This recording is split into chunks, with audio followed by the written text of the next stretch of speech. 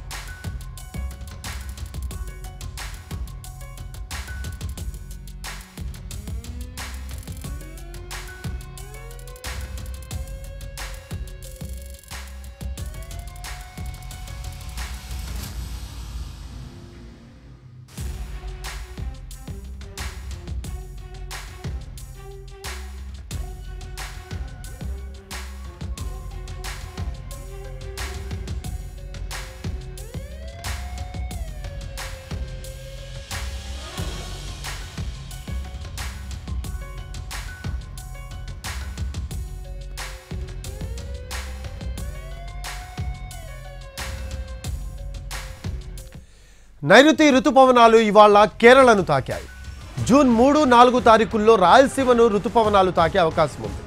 June 5 నుంచి 11 తారీఖు మధ్య తెలంగాణ, ఆంధ్రప్రదేశ్లలో రుతుపవనాలు పూర్తిగా విస్తరిస్తాయి అంటున్నారు హైదరాబాద్లోని వాతావరణ కేంద్రం అధికారులు.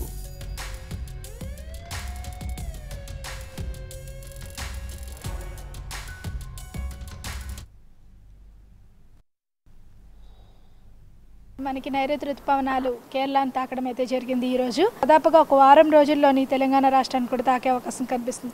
ముఖ్యంగా వచ్చే 2 రోజుల్లో అంటే 1వ తేదీని చూసుకున్నట్లయితే మనకి దక్షిణ ఇంటీరియర్ కర్ణాటక, బెంగళూరు పరిసర ప్రాంతాలని మన తాకే అవకాశం ఉంది. అలాగే మనకి రాయలసీమ, తెలుగు రాష్ట్రాల్లోకి రాయలసీమని దాదాపుగా 3-4 తేదీల్లో తాకే అవకాశం ఉంది. ఆ తర్వాత నుంచి మనకి 5 నుంచి 11వ తేదీలో పూర్తిగా తెలంగాణ మరియు తెలుగు రాష్ట్రాలు కూడా తాకే అవకాశం అయితే కనిపిస్తుంది.